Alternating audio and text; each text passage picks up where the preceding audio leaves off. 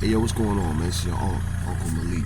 Hey, listen, man. I'm so sick of black people crying about this political election that's coming up, and I'm so sick of it because, yo, it's like every black person is sitting here talking about, well, Trump does nothing for black people. Trump ain't gonna do nothing for black people. Trump is a racist. Trump is a racist. Biden has a whole history of racism too. But this is the thing, man. And I don't care how y'all feel. I don't care. Yo, we had 8 years of a black man that did absolutely nothing for black people, and we're still not holding this man accountable for shit. We're still not holding Obama accountable for nothing, man. It's like we just sparing this man, and I'm not understanding, why are we sparing Obama? Why are we sparing Obama when Obama could have opened up the doors for better things for black people? And then the only thing that black people have is he didn't have the Congress. He didn't have Congress. Well, to be honest with you, Trump didn't have Congress either. A lot of shit that Trump was saying that he wanted to do, Congress wasn't with it. But you know what he did? He said, fuck Congress. And he passed executive orders. And those executive orders are actually what's got him into trouble. But he did it. But Obama didn't even have the strength. Obama didn't have the strength, the courage, the dignity. He didn't have the love for black people to say, fuck Congress, I'm going to pass these bills. I'm going to executive order these bills. And that goes to show you what type of man Obama was. Obama was a fucking coward. That goes to show you that Obama was a fucking coward. This man didn't even have the courage, the love for black people to say, I'm going to pass these, the same bills that he passed for Chinese people, to protect Chinese people from racism and racial aggression, and and all this shit. And the same bills that he passed for homosexuals, for them to be protected against racism, racial aggression, all this shit. He didn't pass none of this shit for black people. When these cops was killing black men and black women, he didn't have the decency, the love for black people to say, fuck Congress, I'm gonna pass this shit, because I'm tired of my brothers and sisters getting killed by these white cops. I'm tired of these white men killing my black brothers. He didn't pass none of these bills. And he didn't even look at the situation of reparation for black people. He didn't do none of that shit. He didn't pass bills to protect black kids going to college, to say, hey, I'm gonna help these black kids in these colleges. He didn't do none of that shit, man. He could have goddamn wiped away they fucking student loans. He could have said, yo, man, no student loans. Go to college, get an education. No student loans. He didn't do none of that shit, man. He didn't do none of that shit for 8 fucking years. He could have did something, man, but he didn't do none of that shit. He could have said, hey, yo, all the brothers, all the people, not even just black people, every black person that's locked up in prisons with long stints for marijuana charges, free, go, bye, get out, sin no more. Or he could have said, everybody that was sentenced under the Fair Sentencing Act, under the 85% law of you got to do 85% of your time, damn near 85 to 100% of your time. He could have said, yo, we're going back to structured sentencing. 65% of your time, bye, free. You're free, sin no more. He could have did that shit, but he didn't do it. He didn't do none of that shit. I'm talking about for drug cases, for men, not just black men in prison for drugs, crack cocaine. He could have killed that disparity from the crack cocaine and powder cocaine. He could have killed that division, and because cocaine is cocaine. What the fuck? Cocaine is fucking cocaine. What the fuck? So how the fuck I get more time for selling crack when he get less time for selling cocaine? Cocaine is fucking cocaine. He could have did that. He could have said, yo, I'm stopping that. You know what I'm saying? I'm stopping that. Cocaine sentences is not going to be as high as murders, rapists, child molesters. How the fuck I get more time for selling crack cocaine than a motherfucker out here molesting babies? Come on, man. A motherfucker out here molesting babies get goddamn probation. And then you sending a motherfucker to prison for selling cocaine for life?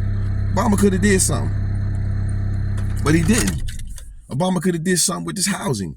He could have said, okay, cool, low income, this is what I'm gonna do for y'all with housing. He didn't do that. So there's a lot of things Obama could have did. A lot of things he could have did for black people, but he didn't. And one of the things that we fail to realize, one thing we fail to realize is Obama is the one that opened up the fucking borders. He's the one that opened up the borders with this goddamn free. He opened up the borders for people to come in and gave them a free fucking visa to work. He did this shit.